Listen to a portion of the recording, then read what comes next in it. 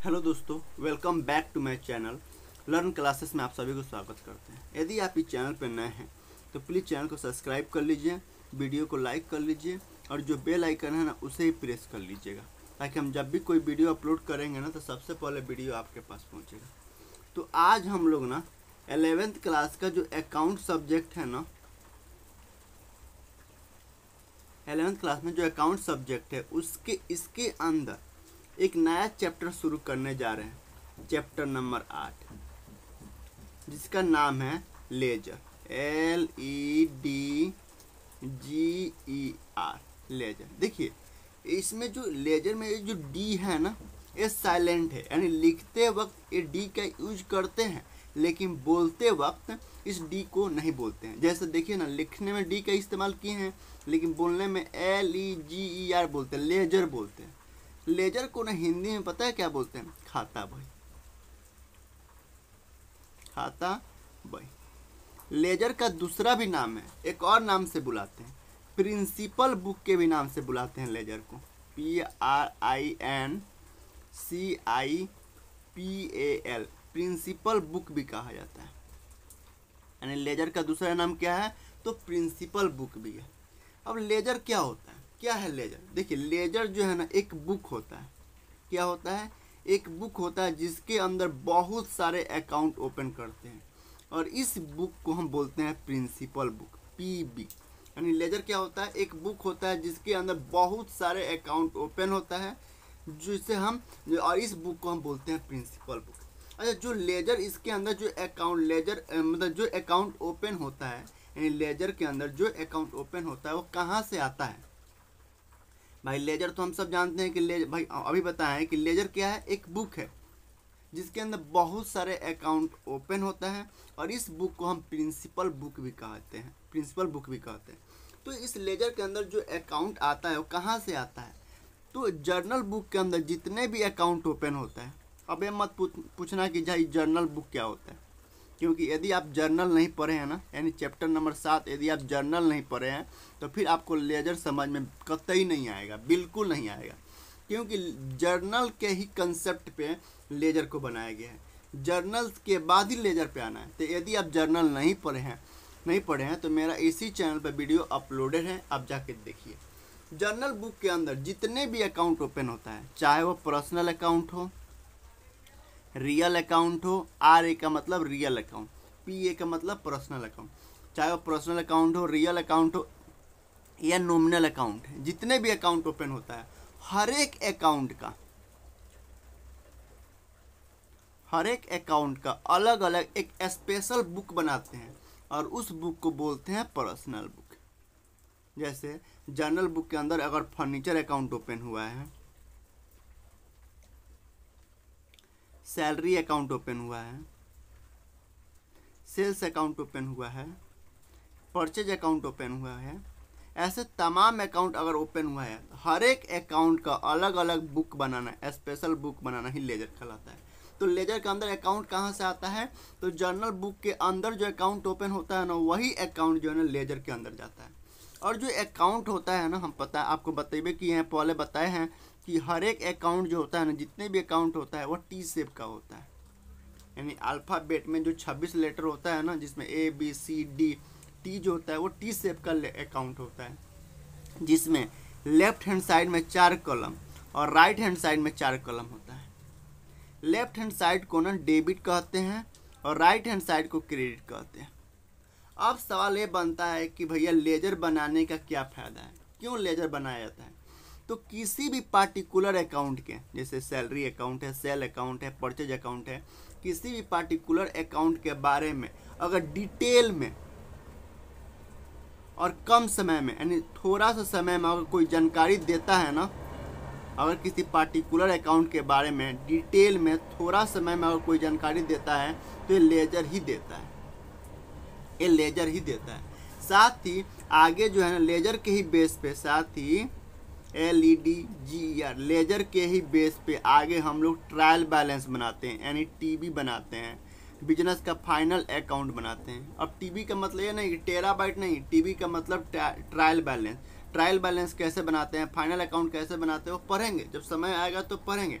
फिलहाल हम लेजर पढ़ रहे हैं, तो पूरा फोकस किस पे करना है, लेजर पे करना है। तो लेजर के ही बेस पे आगे हम ट्रायल बैलेंस बनाते हैं, फाइनल अकाउंट बनाते हैं। तो अगर कोई पूछे कि लेजर क्या होता है, तो सीधे से बताना है कि लेजर एक बुक होता है जिसके अंदर बहुत सारे अकाउंट, अब अलग अलग बहुत सारे अकाउंट ओपन होता है, जिसे प्रिंसिपल बुक भी कहते हैं। और ये पूछे कि अकाउंट कहाँ से आता है, तो जनरल बुक के अंदर जितने भी अकाउंट ओपन हुआ रहता है, चाहे वो पर्सनल अकाउंट हो, रियल अकाउंट हो, नॉमिनल अकाउंट हो, ये सब अकाउंट, वो सभी अकाउंट कहाँ जाता है, लेजर के अंदर जाता है, लेजर के अंदर जाता है। और जो अकाउंट होता है ना, उसमें 8 कलम होता है, टी शेप का होता है, 8 कलम होता है, लेफ्ट हैंड साइड में 4 और राइट हैंड साइड में 4 होता है। लेफ्ट हैंड साइड को डेबिट कहते हैं और राइट हैंड साइड को क्रेडिट कहते हैं। अब लेजर के ही बेस पे, लेजर बनाने से फ़ायदा होता है कि किसी पार्टिकुलर अकाउंट के बारे में थोड़ा समय में अगर डिटेल में कोई जानकारी देता है ना, तो लेजर ही देता है। जैसे एग्जाम्पल से समझिए, जैसे मान लिया बिजनेसमैन है, ये कौन है, एक बिजनेसमैन है, इसका नाम है, क्या नाम रख दे आप ही बताइए। अच्छा, आप ही लोग में से किसी का नाम रख देते हैं रोहन। ये एक बिजनेसमैन है जिसका नाम है रोहन, ये ऑनर है, इसने एक बिजनेस ओपन किया और बिजनेस के अंदर इसने बिजनेस का नाम रखा रोहन ट्रेडर्स। क्या नाम रखा, रोहन ट्रेडर्स, कुछ भी रख सकता है, TRADERS, रोहन ट्रेडर्स बिजनेस का नाम रखा। और बिजनेस के अंदर क्या करता है, तो ये ना मैन्युफैक्चरिंग करता है, एम का मतलब ये मैन्युफैक्चरिंग करता है, ठीक है। और इसने बिजनेस के अंदर 5 लाख रुपए डाला है, कितना, हम एज्यूम करते हैं कि बिजनेस के अंदर 5 लाख रुपए डाल के बिजनेस को शुरू किया। तो क्या करता है अपने बिजनेस के अंदर, ये क्या करता है, मैन्युफैक्चरिंग में क्या करता है, तो ये ना आलू खरीदता है, आलू को मशीन में डालता है,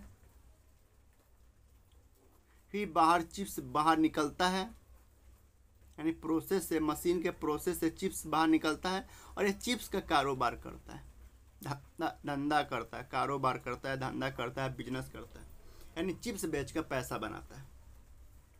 तो इसने फाइनेंशियल ईयर 24-25 में, मान लीजिए फाइनेंशियल ईयर 24-25 चल रहा है, इन्होंने फाइनेंशियल ईयर 24-25 में 5 मई को, मई 5 को आलू खरीदा, 10,000 रुपया का आलू खरीदा। तो जनरल बुक के अंदर हम क्या ट्रांजैक्शन करेंगे, मतलब क्या रिकॉर्ड, क्या ट्रांजैक्शन करेंगे भाई, जनरल बुक के अंदर तो यही ट्रांजैक्शन होगा ना। जब भी गुड्स खरीदते हैं तो कौन सा अकाउंट ओपन करते हैं, परचेज अकाउंट, क्या एंट्री करते हैं, परचेज अकाउंट डेबिट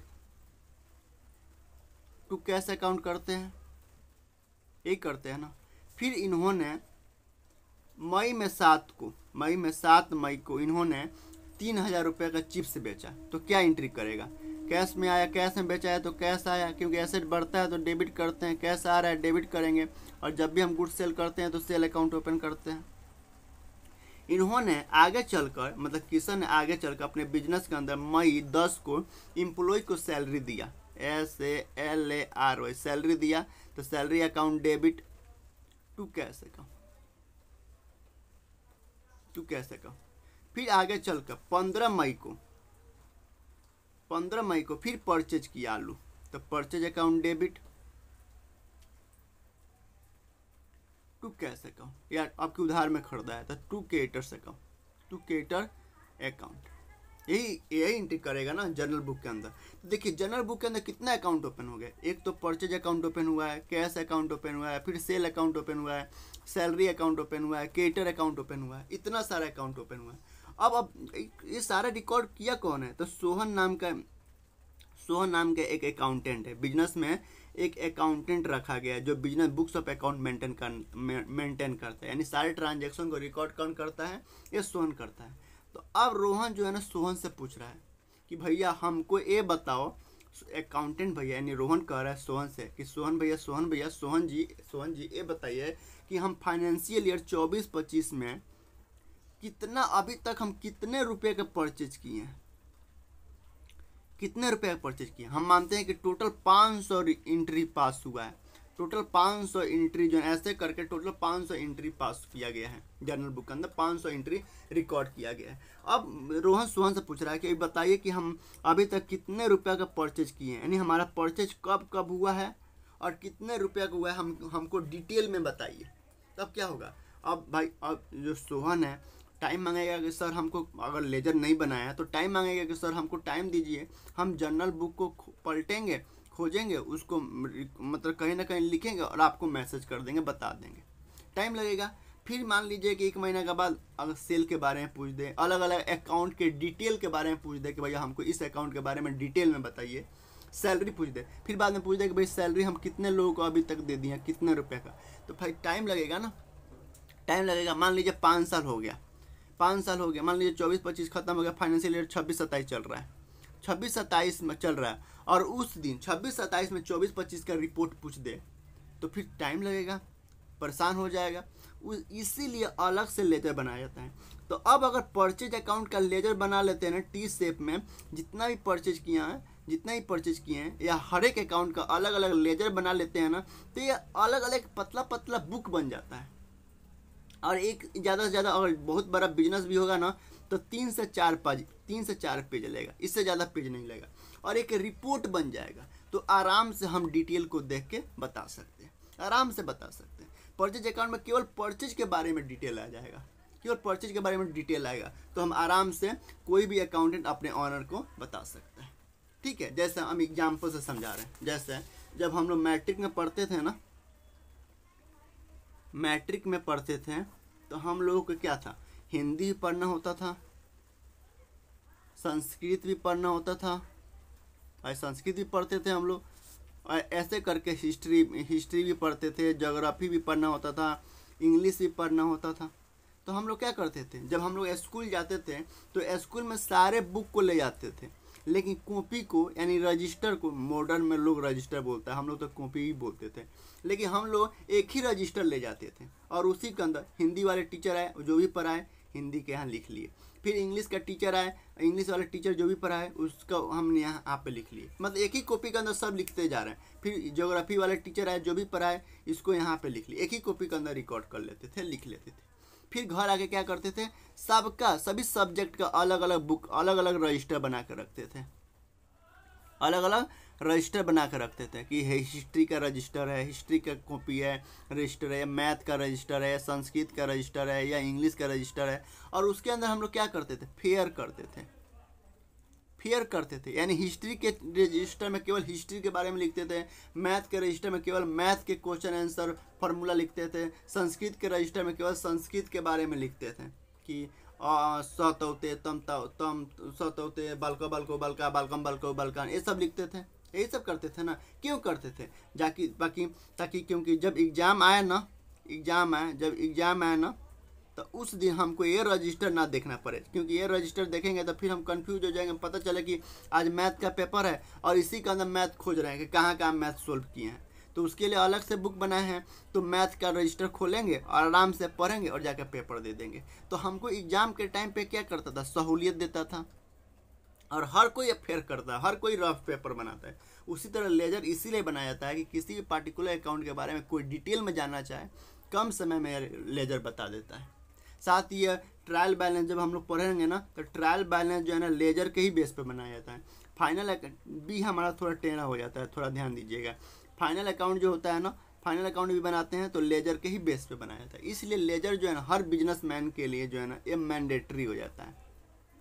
और जब हम मैंडेटरी हो जाता है तो जब हम लेजर पढ़ेंगे ना, लेजर जब हम क्वेश्चन आंसर सोल्व कराएंगे ना, तो वहाँ पे हम दिखाएंगे कितना बने। लेजर में कुछ नहीं है, अगर आपको जर्नल एंट्री आ गया ना, जेई यानी जर्नल बुक के अंदर जर्नल एंट्री आप पास करना सीख गए ना, तो लेजर से आपको कोई नहीं बचा सकता। लेजर आप यूँ कर सकते, चुटकी बजा के कर सकते हो, क्योंकि जर्नल से ही लेजर बनता है। अगर आप जर्नल नहीं आता है तो फिर आपको लेजर आपको आएगा ही नहीं। मतलब अगर मेन चीज़ जर्नल एंट्री ही होता है। ठीक है, तो अब थोड़ा हम थ्योरी लिखे हैं लेजर के बारे में, थोड़ा सा थ्योरी लिखे हैं, उसको हम आपको बता देते हैं, दिखा देते हैं, सिखा देते हैं। ठीक है, पढ़ा देते हैं। चलिए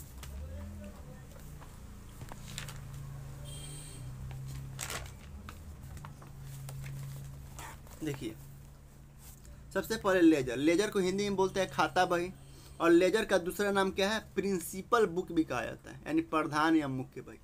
खाता बही यानी लेजर एक तरह का बुक होता है जिसके अंदर बहुत सारे अकाउंट ओपन होता है, और इस बुक को मुख्य बही कहा जाता है।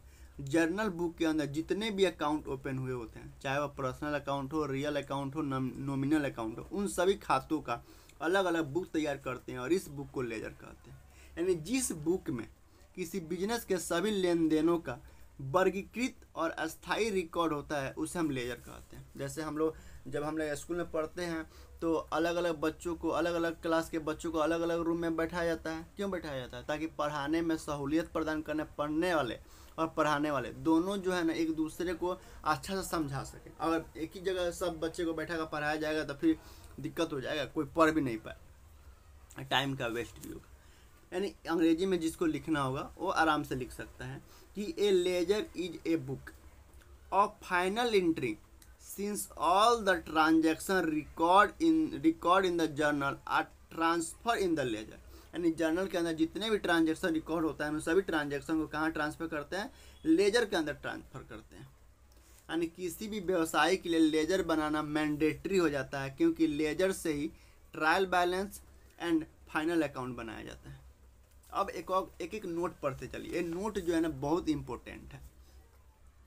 कह रहा है कि लेजर में किसी भी ट्रांजैक्शन को रिकॉर्ड करने की प्रक्रिया को पोस्टिंग कहा जाता है। अगर आपको क्वेश्चन में कहेगा कि इस ट्रांजैक्शन को पोस्टिंग करिए, पोस्टिंग मतलब लेजर में पोस्टिंग करिए, लेजर बनाइए। जैसे हम जब जर्नल पढ़ रहे हैं तो वहाँ पे बताया था कि जर्नलाइजिंग का था। जर्नलाइजिंग का मतलब क्या है कि जर्नल बुक के अंदर बिजनेस में होने वाले सारे ट्रांजैक्शन को रिकॉर्ड करने की प्रक्रिया को, प्रोसेस को जर्नलाइजिंग कहते हैं। उसी तरह लेजर में किसी भी ट्रांजैक्शन को रिकॉर्ड करने की प्रक्रिया को क्या कहते हैं? पोस्टिंग कहते हैं, यानी खतियाना, हिंदी में खतियाना कहते हैं। नोट 2, लेजर यानी खाता बही में समस्त personal account, real account and nominal account रखे जाते हैं। नोट 3, जर्नल में ट्रांजैक्शन तिथिवार यानी डेट वाइज एवं बिना किसी वर्गीकरण के लिखे जाते हैं। मतलब एज ए लिखते जा रहे जो ट्रांजैक्शन आ रहा है लिखते जा रहे हैं। इसलिए अगर हम किसी व्यक्ति विशेष या खाता विशेष की स्थिति की जानकारी प्राप्त करना चाहे तो इससे हम तुरंत जानकारी प्राप्त नहीं कर सकते। इसलिए लेजर यानी खाता बही बनाने की आवश्यकता पड़ती है। नोट नंबर 4 पढ़िए। लेजर के अंदर जितने भी अकाउंट ओपन होते हैं, हर एक अकाउंट टी शेप का होता है और इसमें 8 कलम होता है। लेफ्ट हैंड साइड में 4 और राइट हैंड साइड में, यानी RHS का मतलब हो गया राइट हैंड साइड, और राइट हैंड साइड में 4 होता है। ठीक है। अब कैसे अकाउंट ओपन करते हैं? ऐसे बनाते हैं, देखिए ऐसे बनाते हैं। ऊपर नेम ऑफ अकाउंट, जैसे आप कैश का अकाउंट बना रहे हो तो ऊपर लिखेंगे कैश अकाउंट। अगर आप किसी भी सैलरी अकाउंट बना रहे हो तो ऊपर लिखेंगे सैलरी अकाउंट। यानी हेडिंग में जिसका आप अकाउंट बना रहे हो ना उस अकाउंट को लिखेंगे। ठीक है। जैसे इधर होता है date, particulars, journal folio, amount, फिर date, particular, journal folio, amount होता है। ठीक है। नोट नंबर 4 कह रहा है कि टोटलिंग या कास्टिंग करते समय, इस बात को ध्यान रखना चाहिए, टोटलिंग या कास्टिंग करते समय, यानी यहाँ पे टोटलिंग अमाउंट का टोटलिंग या कास्टिंग करते समय हमेशा जब बंद करते हैं तो नीचे 2 लाइन, ऊपर 1 लाइन, नीचे 2 लाइन खींची देते हैं। डेबिट बैलेंस यानी इस साइड के बता रहा है, डेबिट बैलेंस यानी इस साइड बता रहा है डेबिट बैलेंस। डेबिट बैलेंस यानी यदि डेबिट भाग का योग यानी डेबिट भाग का योग क्रेडिट भाग के योग से अधिक हो तो अंतर की राशि अकाउंट के क्रेडिट भाग बाई बैलेंस सीडी के रूप में लिखी जाएगी और शेष को डेबिट बैलेंस कहा जाएगा। तो जब हम लेजर पढ़ाएंगे ना तो फिलहाल इसको एक बार पढ़ लेना आप लोग। जब हम लेजर बनाना सिखाएंगे ना तो वहाँ पे यह एक बार आपको बहुत ज़्यादा इम्पोर्टेंट लगेगा। इसको एक बार बस रिवीजन कर लेना है, रीड कर लेना है। क्रेडिट बैलेंस यानी इधर के बता रहा है कि यदि क्रेडिट भाग का योग डेबिट भाग के योग से अधिक हो तो अंतर की राशि खाता के डेबिट भाग में टू बैलेंस सीडी के रूप में लिखी जाएगी और शेष को क्रेडिट बैलेंस कहा जाएगा। यानी शेष की राशि यानी बैलेंस सीडी उस ओर लिखी जाती है जिस ओर का जोड़ कम रहता है। तो हम आगे जब पढ़ेंगे ना इसको एक बार बस आपको रीड करना है। जब हम आपको लेजर सिखाएंगे ना तब आपको यहाँ पे एक बार पढ़े रहिएगा ना तो फटाक फटाक समझ में आएगा, धाए धाए समझ में आएगा, धुआंधार समझ में आ गया। ठीक है। सी पढ़िए। खाता के शेष बैलेंस सीडी की राशि लिखने के बाद प्रत्येक अकाउंट के डेबिट एंड क्रेडिट पक्षों का योग मतलब योग एक सीधे में लिखना चाहिए और अमाउंट के नीचे 2 सरल रेखाएं खींच देनी चाहिए। अब डेबिट या क्रेडिट का पक्ष योग एक समान मालूम पड़ेगा। डी, कभी कभी खाता के दोनों पक्षों यानी डेबिट तथा क्रेडिट पक्ष की राशि समान हो जाती है, तो ऐसी स्थिति में सिर्फ टोटल करके छोड़ देंगे। बैलेंस शीट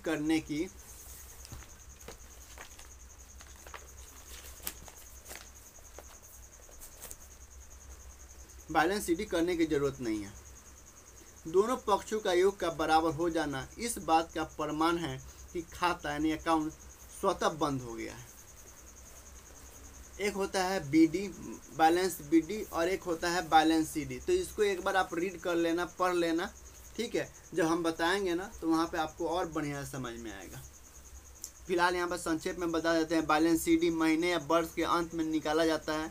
बैलेंस बीडी अगले महीने या नए वर्ष की पहली तारीख को लिखा जाता है। बैलेंस सीडी की राशि खाते के विपरीत पक्ष में बैलेंस बीडी बन जाता है। नेचुरल पर्सन का लेजर बनाते समय नाम के आगे अकाउंट नहीं लिखते हैं। जैसे कपिल का अकाउंट आप बना रहे हो ना, तो कपिल अकाउंट नहीं लिखना है, केवल कपिल लिखना है, केवल कपिल लिखना है। उसी तरह अगर आप राम के अकाउंट बना रहे हो तो केवल राम लिखना है, राम अकाउंट नहीं लिखना है, ठीक है।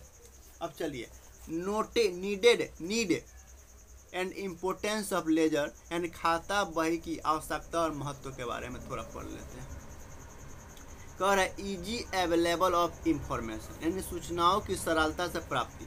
लेजर की हेल्प से हम जिस भी अकाउंट की चाहे इंफॉर्मेशन आसानी से पता कर सकते हैं। अगर हम जानना चाहते हैं कि हमने परचेज कितने के की है, उसका बैलेंस क्या है, तो हम परचेज अकाउंट से पता लगा सकते हैं। इसी तरह कैश, एसेट या किसी एक्सपेंस आदि के बारे में भी इजी इंफॉर्मेशन मिल जाती है, तो जो किसी भी डिसीजन में हेल्पफुल होती है।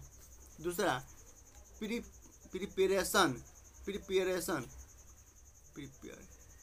Preparation of trial balance and final account यानी तलपट और अंतिम खाते का निर्माण प्रिपेयर करने में preparation of trial balance and final account. Ledger के ही बेसिस पर ट्रायल बैलेंस और फाइनल अकाउंट प्रिपेयर किए जाते हैं।